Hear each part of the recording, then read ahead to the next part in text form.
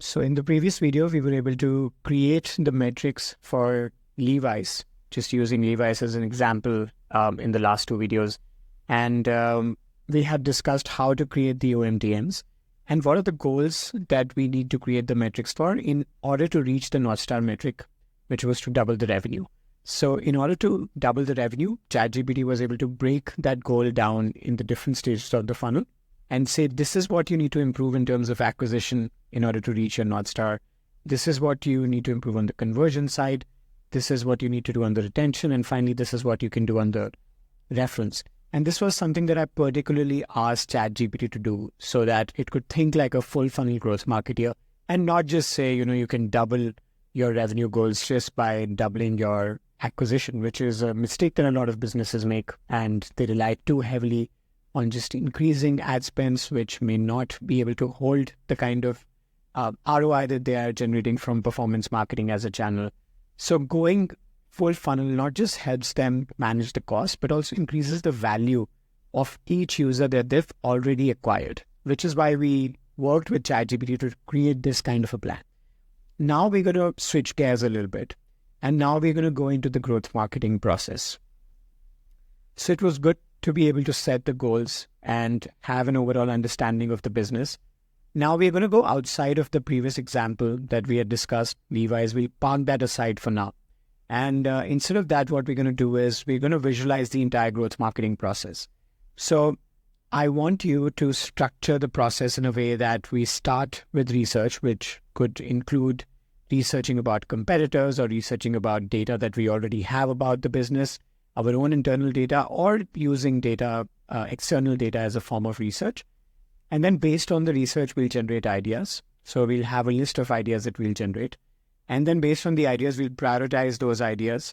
And we'll prioritize it based on different factors, like how easy it is for us to implement given the current team size and team members that we have, how expensive it is for us to implement in terms of cost.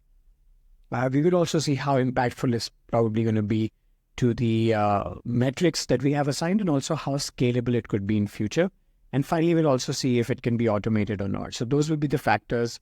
This is slightly different from the standard ICE framework, but this is the kind of factors that I would like to use. And once we have the prioritized ideas, we're going to design the hypothesis and the experiment in order to execute those experiments on the respective channels.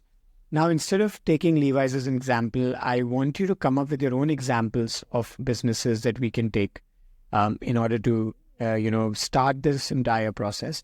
But first, I want you to lay out the process for me. So this is an interesting style of prompting where you actually give it a prompt about, what it's going to do in the future. But then that's not what you want from ChatGPT right now.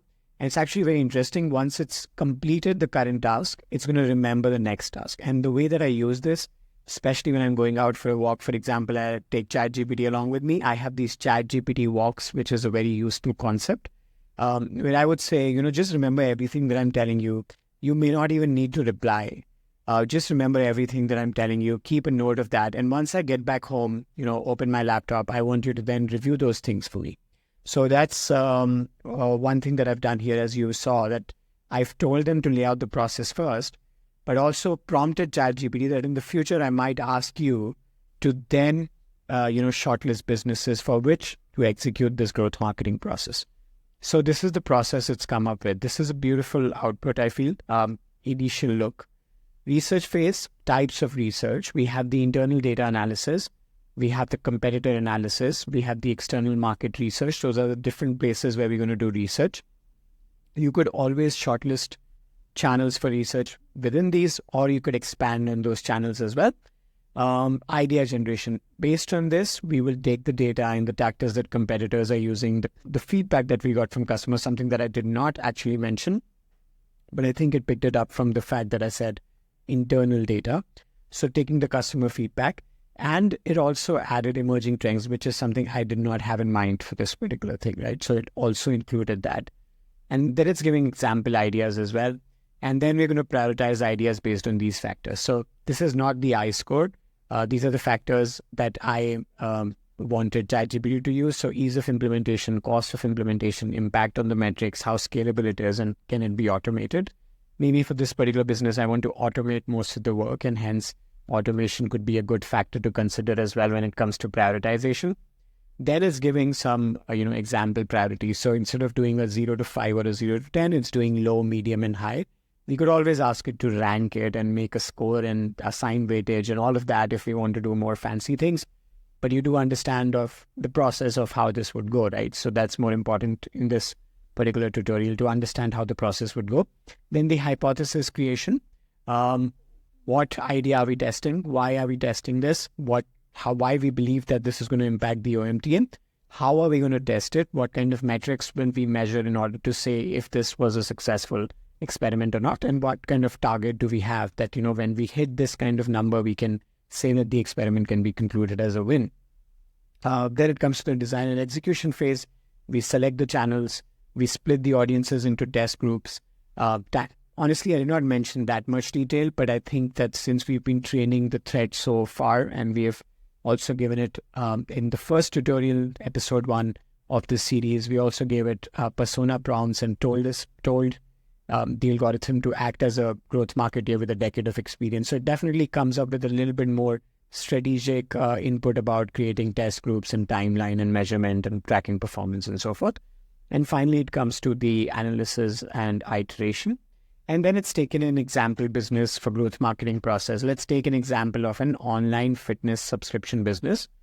So we're going to research the customer behavior, like how much time they spend on the current workout videos, etc. Maybe if we have a freemium model where we have free videos, we're going to see how competitors are pricing. We're also going to see the trends in this industry, in the fitness subscription industry. We're going to generate new ideas. We're going to prioritize them. We're going to create hypotheses. We're going to design experiments, and we're going to do analytics. That's all great. I just want to summarize a few things. One thing is, in terms of research, let's focus on the touch points that we have access to first, easily. So whatever information we can find publicly, let's research on that. In terms of ideation, let's combine ideation and prioritization together into one phase, and then let's combine hypothesis and experiment design into one phase, which is the execution phase, and finally the analytics phase. So we're going to have research, ideation, execution, and analysis. Those will become our new 4 phases. I agree with the example of online fitness subscription business for this particular tutorial. Can you actually list out a few online subscription businesses just so that I understand what kind of businesses we are talking about here? So what I've done is, sometimes the process or the outcome of the output of ChatGPT, will be slightly different than your process, and that's completely fine. Like, it's broken down ideation and prioritization into 2 different phases, and a lot of growth marketers do that, and that's completely fine. It's just that I personally feel ideation and prioritization should be in one phase because I work with clients, and it's just an operational thing. Clients feel better when it's in one phase, in my experience. Otherwise, they feel, where is the actual work happening? If you're ideating and then you're prioritizing, all your stages are just back-end. Clients have different psychological triggers, and we don't want to deal with that in this video. But basically what I do is I try to get them to execution as its own phase. So we're like, yes, ideation is going on, now we quickly prioritize and move forward. It's just a psychological thing. But yeah, I like to keep it as 4 phases, also easier to understand. So in terms of, if you have clients, you will understand what I mean. In terms of the businesses, it's come up with ideas, okay? So online fitness subscriptions, Beachbody On Demand, Alo Moves, Peloton, and then there's SaaS subscription. There's other examples that it's come up with, media subscription boxes, etc., etc. So fitness, so there's going to be a lot of examples. Let's stick to the fitness subscription. I don't want you to give me examples outside of the fitness subscription. Let's stick to the fitness subscription. And let's just make a list of 10 businesses who are in this space. And give me a brief outline about which market they are serving. Are they international? Are they specific to a particular geography? That's one parameter. The next would be how big they are. So in terms of what size do you have, if you have any estimates that you can find online or you can search. And then finally their website, and make all of this in a table format. No, this is partly part of my research phase. And just for my understanding of what businesses it's going to come up with, I would again say that it's going to search, it's searching the internet and so forth. It's finding some keywords and some websites and all of that stuff. I would still say don't rely 100% on this data. This is just as an example. Rely on the GPT as a growth marketing assistant, but not as a source of actual data. This part of the process, I would like you to do your own research, like use SimilarWeb or use different subscriptions that you have. If you have a paid subscription to SimilarWeb, you might have more accurate data. If you have a paid subscription to something like SEMrush, you might get more accurate data. So this is just an overview.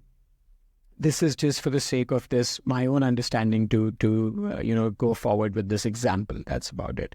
So these are the different businesses that it's come up with, and the 3 that it recommended before, and then it's added a few more.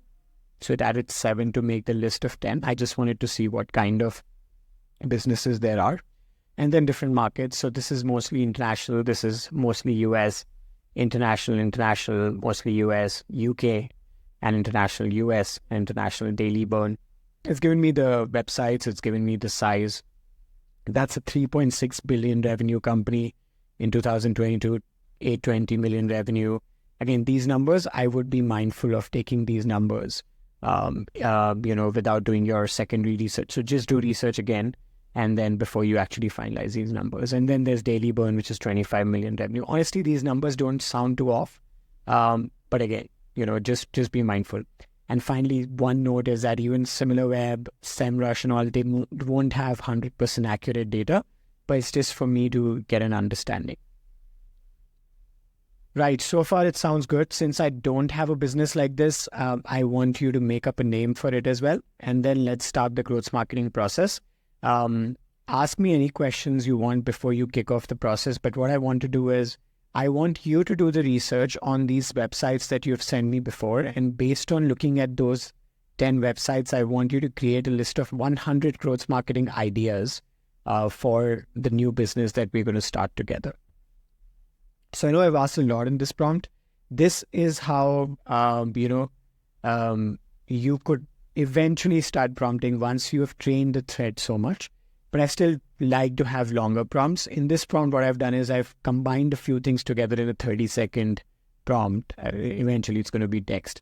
But what I'm trying to do is I'm just trying to see if I would accelerate this process, as a matter of example, what kind of outcome would come.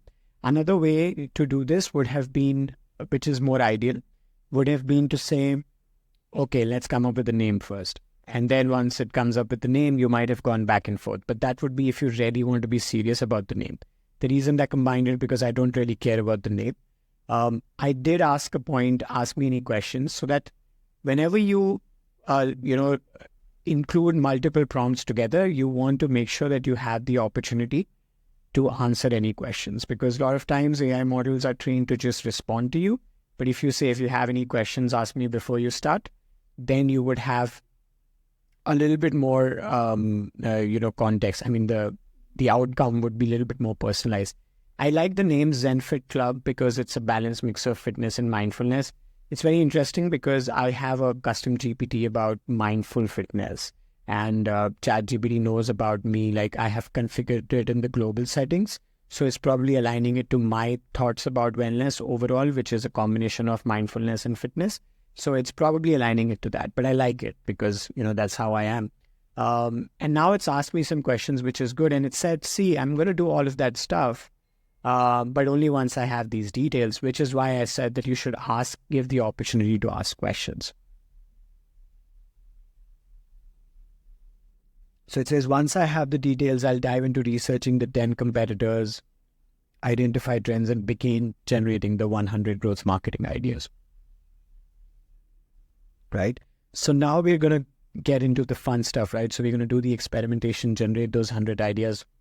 Before that, we need to do some homework. So let's give it the input.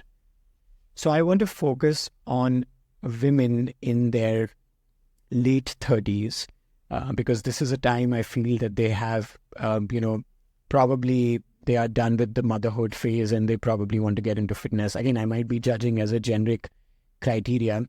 But because I'm targeting the Asian market, I think that it's more likely to be true versus, for example, the Western market. Let's target the Asian market, women in their late 30s. And as you can understand what kind of pain points these people would have, make sure the problem that we are solving revolves around those pain points. We are not going to do heavy strength training style stuff. We're going to do something that aligns with these people a little bit more. And again, I'm generalizing here, but also, sort of trying to reach a specific target audience and persona, which is what marketeers do. So don't judge me for this. We should also, make it well-rounded. We should include mindfulness, breathing activities. We are also going to target, women who have families as well as a job. So maybe they are juggling too many balls at the same time, less time for fitness, etc. We're going to deliver the value online. It's going to be 100% online. It will be a combination of live as well as on-demand courses, and they could have personal fitness coaches as well. As I mentioned, it's going to be the Asian market, so primarily South Asia and Southeast Asia, the growing markets. I'm going to focus on that market for now, and probably Far East Asia as well, but that's a secondary market. And I think one of the other things that we would have is probably a focus on longevity. So we also want to have, ways or workouts or nutrition plans that will improve not just the health span, but also the lifespan. So based on this, I think you can identify the trends in this space and what this kind of target audience likes and start the process. So now I've just said start the process. The reason why I'm able to say start the process is because I've trained the process before. So once you've trained a thread, you can actually work with it with much less input.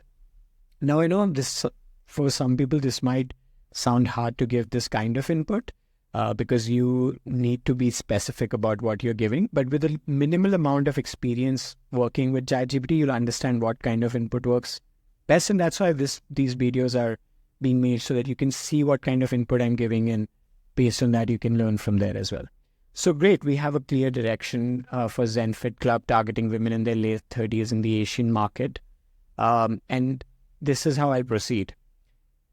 You can see that probably my ChatGPT sounds extra smart compared to yours, but this is not about comparison. What's really important is that I've been training it for a while, ever since we started this series, but that is enough training for it. I don't talk to this thread outside of the series that we make, as you can see, right? So that's one thing to note, that since we've made 3 videos together, it's now really thinking like a growth marketeer. So I'll analyze the websites of 10 fitness subscription businesses, trends and strategies, ideation. Once the research is done, I'll begin the research and come back with the first batch of insights. Now it's really sounding like a growth marketing assistant. Does that sound good? Sounds good. Please start and come back with the insights and ideas. So now I'm just giving like really short prompts. You see that most people would start with short prompts and then go long because they don't get the right output, and then they're just focusing on fixing things that are broken. What I do is upfront, I like to give really long prompts. And as over time, as the thread gets better, I give short prompts, right? And this is true for anything else that we do in marketing as well. You want to start with more data, more description, more research, and then go, then you could just basically know exactly what it's going to do. So here are some insights. So it's seeing what all of these competitors are doing.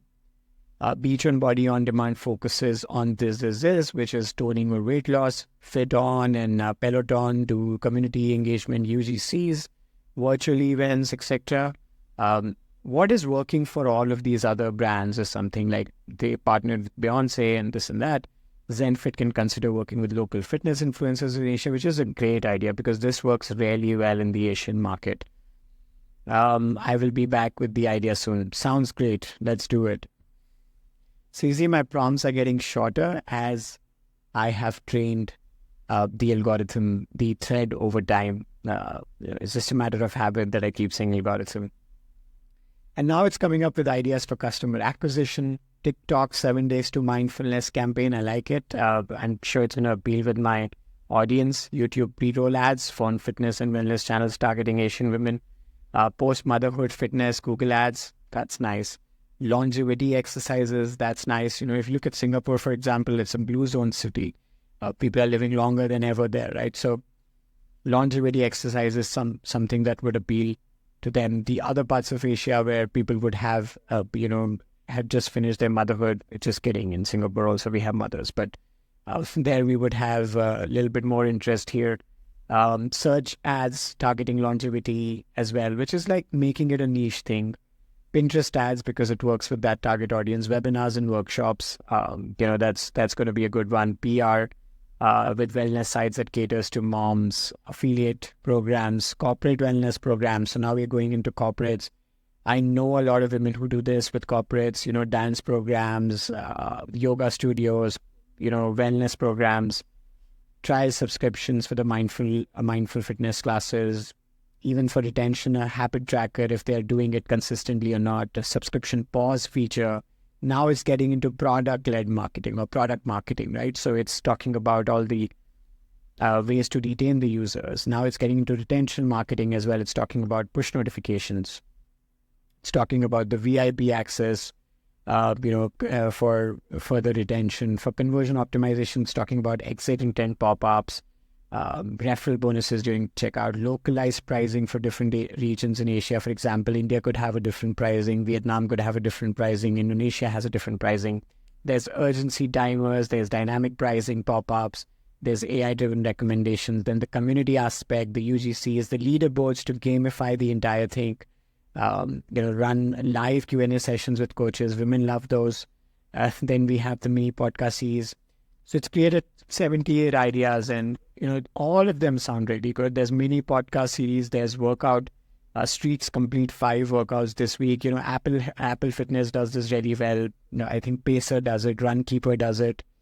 Then there's partnerships with mindfulness apps, collaborate with maternity brands, influencer-led challenges, so where influencers are challenging you, collaborate with wearables, pop-up events in malls, co-branding with activewear, interesting, collaborate with digital health clinics, monthly wellness kits, fitness buddies feature, so you can find your fitness buddy, someone who's also in the same stage of life like you. A Zenfit TV channel. Eventually you're going to start a TV channel, but maybe for now it's the YouTube is super good. Fitness blog, recovery and flexibility session. So based on the age group, it's now prioritizing that as well. Leaderboard for family workouts, so you can get their family along. Probably getting your children around for the workout could be interesting. Those are great. So those are 100 growth marketing ideas across acquisition, retention, conversion, optimization, community building, and partnerships. Next steps could be prioritizing these ideas based on cost, scalability, potential impact. This was great. So 100 ideas, but they're not generic. They are actually pretty specific, to be very honest. Inviting family to join workouts, something I did not even think about. A lot of these are things that actually work. So, and even when it's going into product, it's going into free trial, exit pop-up before people leave the free trial page, offer a further incentive like an extra 7 days free. So it's going really good in terms of ideas. So those are all great 100 ideas. And in this video, we were able to generate these 100 very accurate and specific ideas to Zenfit Club. So in the next video, we're going to prioritize these ideas for Zenfit. Thank you so much for watching and hope you're enjoying this series. If you want to see more of these and don't miss out on the videos, please subscribe to the channel as well so that you can get notified. If you turn on the notifications, you'll get a notification of the next video in the series. So that's all for this one. See you in the next one. Bye.